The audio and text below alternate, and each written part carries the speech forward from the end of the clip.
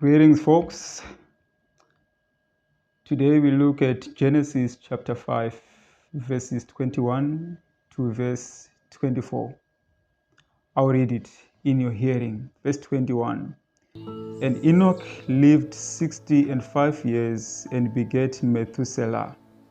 And Enoch walked with God after he begat Methuselah 300 years and begat sons and daughters. And all the days of Enoch were 365 years.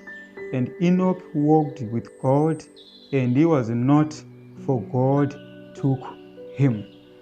Now, this passage poses a challenge among the liberals of today. They believe the walk that Enoch had with God was a literal walk.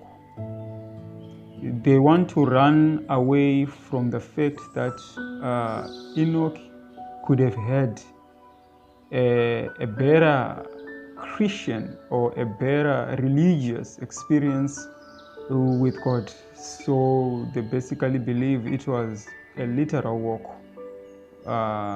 And they use Genesis chapter 2 to support their argument, where we find also Adam and Eve having some conversations with God, as it is also believed that God would visit Adam and Eve and they would have a literal conversation or a walk in the garden. So they believe it is the same with Enoch. Enoch had a literal walk with God. So we are going to do an intensive study of this passage so that we can bring about its true meaning without any bias. So the question that we are asking is, was this a literal walk, or was it a trance? Was it a vision? Was it a spiritual walk? What kind of a walk was it that Enoch did according to this passage? Now let me begin by giving the correct standing, the correct biblical standing. This was actually a figurative walk. It was a spiritual walk. Enoch was walking in the direction of God, and we are going to do a microscopic analysis to support this argument that I bring before you. Maybe before you even go any further, if you go to the book of Amos chapter 3, verse 3, there is a question that is being posed there. Can two walk together unless they are agreed? And you know, when you do proper exegesis on that verse, it was not referring to a literal walk. It was referring to a bond between two persons. It was referring to a mutual agreement. So, in common terms, to have a mutual agreement with someone is the same as walking with someone.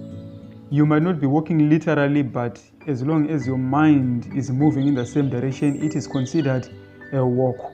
In other words, according to that passage, godliness is walking with God. So according to Genesis chapter 5, verse 21 to verse 24, it was Enoch's godliness that was considered a walk with God. Now, if you were to read the phrase walked with God in the Septuagint, it would read as follows: restese to theo, which is translated in English, pleasing to God. So according to the Septuagint, walked with God is the same as pleasing to God. So in other words, Enoch pleased God. It was not a literal walk. It was a spiritual walk, figurative, denoting that Enoch had a relationship that was so strong with God. And this one also is supported by Hebrews chapter 11, verse 5, which speaks about Enoch. When you look at the last phrase that is put there, the last part of the sentence in Hebrews chapter 11, verse 5, it says, Enoch had a testimony that he pleased God. So according to Paul, when he is quoting Enoch, he says, Enoch had a testimony that he pleased God. That statement cannot just come out of nowhere. Where did he get that statement? He got that statement from Genesis chapter 5, verses 21 to verse 24, which says, Enoch walked with God until God took him to heaven. So that walk is the one that is being explained in Hebrews chapter 5. He had a testimony that he pleased God. It's also very interesting if you were to tackle this verse from a Hebrew mindset. Remember, Hebrews and the contemporary people that we have today, our mindset and the way we evaluate and the way we explain the things were different. In Hebrews, there were people of fewer words, but in those few words, they would speak volumes. Unlike today in English, where you need to express things in a lot of time. So when Hebrews just use the word walk with God, when you go to the Hebrew setting and you try to explain that word, you would realize that according to the Hebrew mind, to walk with God is to set God always before you. It is to act always under his eye. It is to constantly care in all things to please God and in nothing to offend him. Take note of these words. Always, always, constantly, nothing. In other words, when you get to a point where you live for God 24/7, it is considered a walk with God. So Enoch lived to God when others lived to themselves and the world in his day. That's why you find in Hebrews chapter 11 verse 6 we are told, for without faith it is impossible to please him. So Enoch had faith. He was a man of faith. He lived to please God in all the days of his life. When you do some textual comparison, if you go to Genesis chapter 6 verse 9, we are also told that Noah walked with God. Was it a literal walk? No. We all know the story of Noah. Because if you go later in that passage, it even says Noah pleased God. Noah was a righteous man. If you go to the New Testament, Noah is considered to be a righteous man. So his righteousness is the one that is being considered as a walk with God. It's not a literal walk, it's a figurative walk which denotes spirituality. If you go to Psalm chapter 116 verse 9, the psalmist also is considered to have walked with God. It's not a literal walk. So these are the passages which also uses the phrase walk with God. When you do some textual analysis, you would realize that they are also denoting a spiritual walk, not a literal walk. It is a life of deep piety, a life of dedication, a life of holiness. Now, why is it that we find that Noah is walking with God after 65 years? The moment he begat Methuselah, that's where we are told that Noah walked with God for 300 years. What does it mean?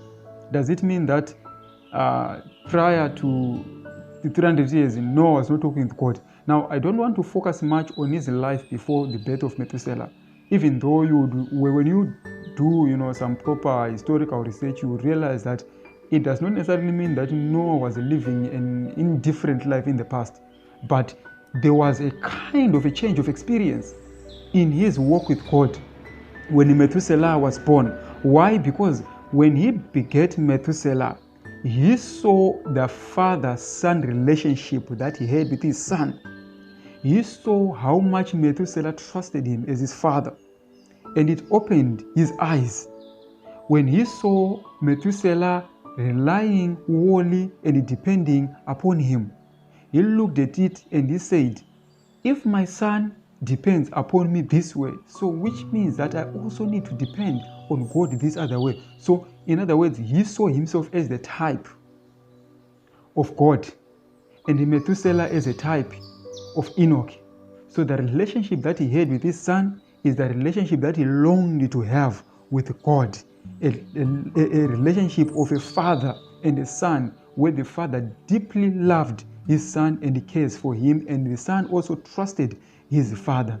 He saw himself as someone who was responsible for the welfare of his child Methuselah, and because of that, he saw God as someone who was special in his eyes, and he realized that he really needed to get closer to God. So these 300 years were years of growing to reach the perfect standard that heaven requires of us. It was a 300 years of departing from the world totally and staying in God's vicinity. One writer says, Enoch lived in the very atmosphere of heaven on this earth. Even though literally was on this earth, his mind was set upon the things that were above. But he did not become a hermit. He lived in a society. He had his wife, because we are told that he even later on had some other children. So which means that he continued to live with his wife and his family regardless of that, but his mind was connected to heaven. When we read now Jude chapter 1 verse 14, we are now told that the bond that Enoch had, it made God to reveal to him the future. He saw the future just like all the other guys who were also walking with God, like Noah, he was shown the future. Abraham, he was shown the future. Moses was shown the future. So the walk that is being talked about here is not a literal walk. It is a spiritual walk. It is to live a life that pleases God. So Enoch walked with God. That was a spiritual walk. It was not a literal walk, because even if we were to use common sense, how can someone literally walk for 300 years without even going to rest? It's not practical. So the walk that is being considered here is a spiritual walk. When one sets his mind upon the things that are above, when one begins to die to the things of this world, when one begins to live a life of questing God, it is considered a walk with God. And I want you to get this point right. It's not like Enoch had arrived. It was a struggle. Each and every day he was getting closer and closer in his experience with God. Enoch did not even know it, but he was getting closer. As he was getting closer, it was in heaven where they put him on the vetting stick, and they realized that this guy has actually reached the zenith. He has reached the standard that can make someone get to heaven. That's why God took Enoch to heaven. Why? He walked with God in his daily life. It was a devotional life. He would always set his mind on things above, which means that every time when he breathed, his mind was in heaven. Whatever he did, he first considered, does heaven condone such a thing that I do? When a thought comes, he asks himself, does heaven entertain such kind of a thought? Whatever he did, he first had to go and ask heaven if they condone such a thing. That was a walk. That was a spiritual walk. That was the walk that Enoch did. So, did Enoch walk with God? Yes, he did. But remember, it is not a literal walk. It is figurative, denoting some spiritual bond that Enoch had with God. So from this passage, is it possible for any human being to walk with God? Yes, it is. Because Enoch was a human being like us. If he did, we can also do it. We can walk with God. But remember, it requires total consecration and a total dedication for one to be considered someone who is walking with God, someone who is in agreement with God towards His will. Be blessed. Remember to subscribe and to like this video. If you have been blessed, share it with others.